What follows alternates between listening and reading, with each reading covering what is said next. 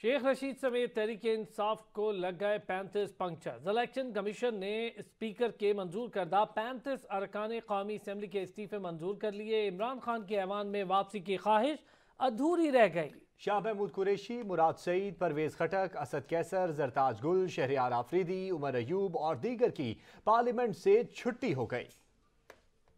इस्तीफे मंजूर करो। इलेक्शन कमीशन ने देरीना मुतालबा मंजूर करते हुए तहरीक इंसाफ के फ्रंट लाइनर्स को डी नोटिफाई कर दिया। तहरीक इंसाफ की अपोजिशन लीडर और पीएसी पर नजर थी। बाकी अरकान का क्या बनेगा? पीटीआई तजब्जुब का शिकार।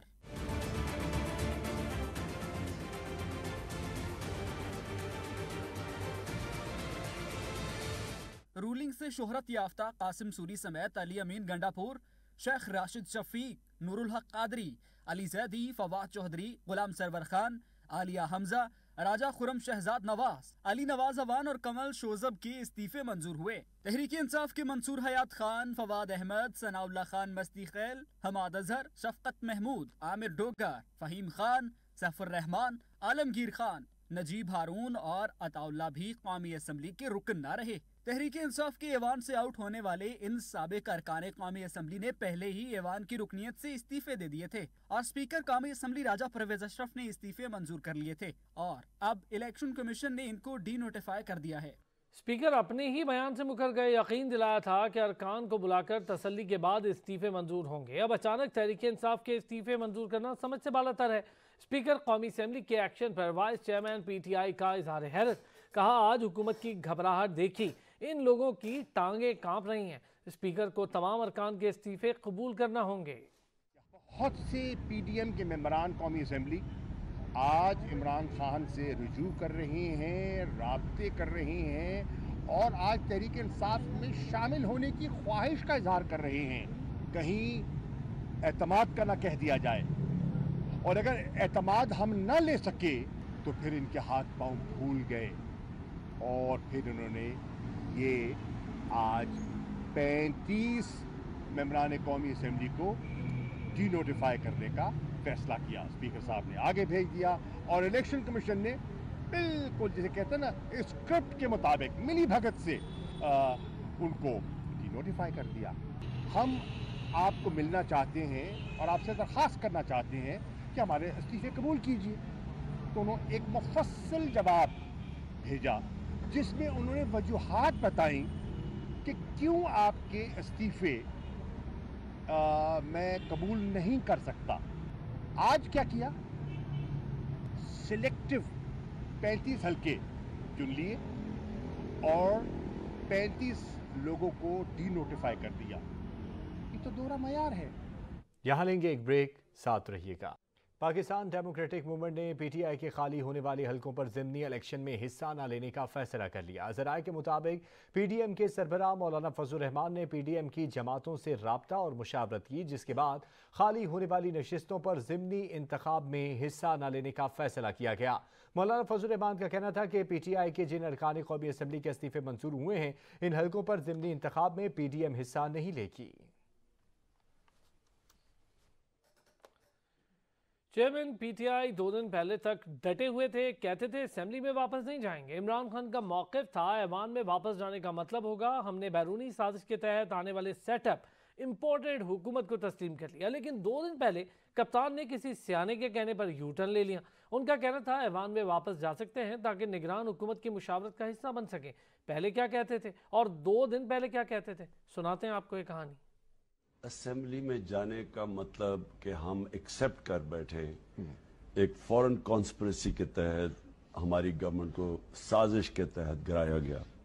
तो जिस दिन हमने असेंबलियों में वापस चले गए इसका मतलब कि हम ये सारा जो प्राइम मिनिस्टर और ये जो सारा सेटअप एक बैरूनी साजिश के तहत आया है, इसका मतलब कि हम इसको एक्सेप्ट कर बैठे। परवेज इलाही से जल्द जान छुड़ाने के लिए अपोजिशन की मुशावरत, 2 नाम फाइनल, अहाद चीमा और मोहसिन नकवी के नाम दे दिए गए। अपोजिशन के दोनों नामों पर पीटीआई को एतराज है, गैर संजीदा करार दे दिया गया। फवाद चौधरी कहते हैं हमने संजीदा नाम दिए थे, इन पर इत्तफाक होना चाहिए। पंजाब में निगरान वजीर आला के नाम के लिए नून लीग इत्तेहाद के राबते और मुशावरा 2 नामों को फाइनल करके गवर्नर को भिजवा दिए। अपोजिशन लीडर की जानिब से अली मोहम्मद खान ने आहद चीमा और मोहसिन नकवी के नाम भिजवा दिए। इससे कबल वजीर आजम ने आसिफ जरदारी, मौलाना फजलुर रहमान और चौधरी शुजात हुसैन से राबते करके मुशावरत की। टेलीफोनिक राबतों में इत्तफाक हुआ जो नाम वजीर आजम देंगे कबूल होगा। बाद अज़ां पंजाब असेंबली में अपोजिशन लीडर की हैसियत से हमजा शहबाज के नुमाइंदे मलिक अहमद खान ने वजीर आजम से मुलाकात की और नाम पर मुशावरत की। पीटीआई ने अपोजिशन के नामों को मुस्तरद करते हुए गैर संजीदा करार दिया। फवाद चौधरी कहते हैं हमजा शहबाज की जानिब से नाम संजीदा नहीं मजाक है, हमने संजीदा नाम दिए थे, उन पर इत्तेफाक होना चाहिए। नाम जो आए हैं हुकूमत की तरफ से मुझे नहीं लगता कि वो कोई संजीदा नाम है, वो तो ज़ाहिर है एक मजाक ही है। अगर उन्होंने यही नाम दिए हैं जो ज़ाहिर अभी हमें नहीं कम्युनिकेट हुए, हमने जो नाम दिए थे वो संजीदा नाम है। फवाद चौधरी ने मजीद कहा कि फैसला तब्दील करने के लिए नासिर खोसा से दरखास्त करेंगे। हमारे तीनों नामों पर कोई उंगली नहीं उठा सकता। मैं अभी दरखास्त करूंगा नासिर खोसा साहब से कि वो अपना फैसला तब्दील करें और इसके ऊपर ये पाकिस्तान के लिए एक उनकी कंट्रीब्यूशन होगी। आई कैन इमेजिन कि मुश्किल काम है, इसमें कंट्रोवर्सी होती हैं, सियासी कंट्रोवर्सीज हैं। नासिर खोसा साहब, अहमद नवाज सुखेरा साहब, दोनों बड़े क्रेडिबल नाम हैं। उन्होंने सिंध के बल्दियाती इंतखाबात में धांधली की तहकीकात का मुतालबा भी कर दिया। कहा सिंध के बल्दियाती इंतखाबात में धांधली की नई मिसालें कायम की गयी। वज़ीर आला पंजाब परवेज इलाही की नून लीग पर लफ्जी गोलाबारी। उन्होंने कहा शरीफ मामे तो लाहौर के बनते हैं मगर काम नहीं किया, उन्हें पता ही नहीं चल रहा कि मुल्क डिफॉल्ट कर रहा है। पीटीआई में अब तक जम नहीं हुए, उन्हें तकलीफ शुरू हो गई। इमरान खान ने मुझ पर एतमाद किया, उनकी वजह से वज़ीर आला के ओहदे पर हूँ। बल्दियाती इंतखाबात जोड़ तोड़ का काम है, असम्बलियों के नहीं, अब आम इंतखाबात होंगे। मजीद खबरें ब्रेक के बाद साथ रहिए। फिर पख्तूनख्वा असम्बली तहलील के मामले पर वज़ीर आला के अपोजिशन से राब्तों का इंकशाफ। अकरम दुरानी ने वज़ीर आला के अहम शख्सियात के जरिए राब्ते का दावा कर दिया। उधर महमूद खान ने बयान की तरदीद करते हुए वाज़ेह किया कि बेबुनियाद और झूठे बयानात से कुछ हासिल नहीं होगा। उन्होंने बड़ा सरप्राइज देने का ऐलान भी किया। बात केपी असेंबली तहलील करने का मामला अकरम दुरानी ने बड़ा दावा कर दिया। कहा वजीर आला महमूद खान चाहते हैं कि हम उनके खिलाफ अदम एतमाद पेश करके असेंबली को बचाएं। इस मकसद के लिए उन्होंने एक शख्सियत के जरिए मुझसे राब्ता किया, लेकिन हम समझते हैं कि इस असेंबली को बचाना अवाम के साथ ज्यादती होगी। अपोजिशन तो तब हमें उससे जरूर राब्ता करूंगा, लेकिन जब वो समरी तो गए ना, अभी तो हमें यकीन नहीं है कि आज रात भी चले जाएगा, क्योंकि वो समरिया निकाल रहा है, वो फंड तकसीम कर रहा है, वो एडमिनिस्ट्रेशन के अभी भी ऑर्डर करवा रहा है, कमिश्नर के ऑर्डर हो रहा है, डीसी के ऑर्डर हो रहा है, अहम पोस्टिंग किया है और फाइलें छुपाने की कोशिश कर रहे हैं, लेकिन वो मैं ढूंढूंगा। दूसरी जानब वजीर आला ने अकरम दुरानी के बयान पर रद्द अमल देते हुए वाज़ेह किया कि बताया जाए अदम एतमाद के बारे में किस बदबख्त ने आपसे राब्ता किया। हम तो 30 दिसंबर को असेंबली तहलील कर रहे थे, कायद इमरान खान ने रोके रखा। मेरा लीडर इमरान खान है जो इस वक्त अकेले करप्ट माफिया का मुकाबला कर रहे हैं। मिन्नतें करना आपका खासा है। उन्होंने ये भी कहा कि आने वाले इंतखाबात में सियासी मंजरनामे से आपका सफाया करेंगे। चैलेंज भी किया कि हिम्मत है तो इलेक्शन में मुकाबला करें, अब भागने नहीं देंगे।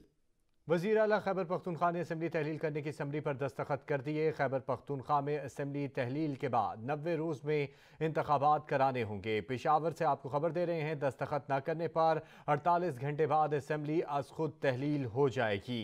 वज़ीर आला खैबर पख्तूनख्वा ने असेंबली तहलील करने की समरी पर दस्तखत कर दिए। खैबर पख्तूनख्वा में असेंबली तहलील के बाद 90 रोज़ में इंतखाबात कराने होंगे। मज़ीद इसी हवाले से जानेंगे, हमारे नुमाइंदे अवैस महमूद हमारे साथ मौजूद हैं उनसे। जी अवैस महमूद, क्या अपडेट्स हैं आपके पास?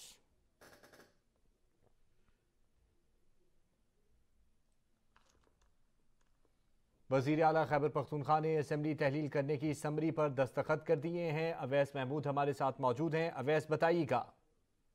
जी बिल्कुल, देखिए खैबर पख्तूनख्वा वज़ीर आला ने असेंबली तहलील होने से मुतल्लिक एडवाइस गवर्नर को अरसाल कर दी गई है, जबकि इसी तरह 48 घंटे बाद जो है वो घंटों में दस्तखत न करने की सूरत में असेंबली खुद ब खुद तहलील हो जाएगी। जबकि खैबर पख्तूनख्वा वज़ीर आला का कहना है कि मुल्क की मफाद में खैबर पख्तूनख्वा असम्बली तहलील करने का फैसला किया गया है। आने वाले आम इंतखाबात में पूरे मुल्क में 2 इंतहाई अक्सरियत से हुकूमत कायम करेंगे, जबकि इसी तरह रात को 9 बजे जो है वो असम्बली जो है वो गवर्नर को पहुंचा दी गई है और गवर्नर जब दस्तखत न करने पर 48 घंटों में खैबर पख्तूनख्वा असम्बली जो है खुद ब खुद तहलील हो जाएगी। जी बहुत शुक्रिया अवैस महमूद। खबरें होंगी ब्रेक के बाद, साथ रहिए। अगला मेयर कौन, तारीख बदलेगी या सियासत के पुराने खिलाड़ी ही महाराजा की कुर्सी पर बराजमान होंगे? पूरे पाकिस्तान की नजरें कराची पे जम गई। जोड़ तोड़ का खेल भी दिलचस्प मरहले में दाखिल हो गया।